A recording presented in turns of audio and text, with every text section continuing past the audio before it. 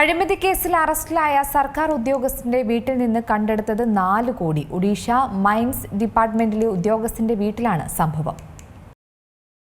Vigilance വകുപ്പ് ഇന്നലെ രാത്രി നടത്തിയ പരിശോധനയിലാണ് പണം കണ്ടെടുത്തത്. വീട്ടിൽ ട്രോളി ബാഗുകൾ സൂക്ഷിച്ചിരുന്ന നിലയിലാണ്. മൈൻസ് ഡെപ്യൂട്ടി ഡയറക്ടർ ദേബബ്രത മോഹന്തിയെ അറസ്റ്റ് ചെയ്തിട്ടുണ്ട്.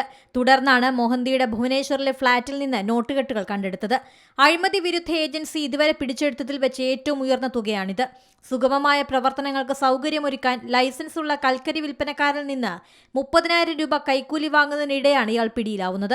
അറസ്റ്റിന് ശേഷം വിജിലൻസ് വകുപ്പ് ഫ്ളാറ്റിലും വീട്ടിലും കട്ടക്കിലെ ഓഫീസിലും ഒരേ സമയം റെയ്ഡ് നടത്തി. മോഹന്തിയുടെ ഓഫീസ് ഡ്രോയറിൽ നിന്ന് 1.2 ലക്ഷം രൂപയാണ് കണ്ടെടുത്തത്. ഭുവനേശ്വറിലെ കൊട്ടാര സമാനമായ ഇരുനില വീടും 130 ഗ്രാം സ്വർണവുമാണ് കണ്ടെത്തിയ മോഹന്തിയുടെ മറ്റു സ്വത്തുക്കൾ. National desk C Malayalam news. ഏറ്റവും പുതിയ വാർത്തകളും വിശേഷങ്ങളും വിരൽത്തുമ്പിലറിയാൻ സി മലയാളം ന്യൂസ് എല്ലാ ഡിജിറ്റൽ പ്ലാറ്റ്ഫോമുകളിലും ലഭ്യം.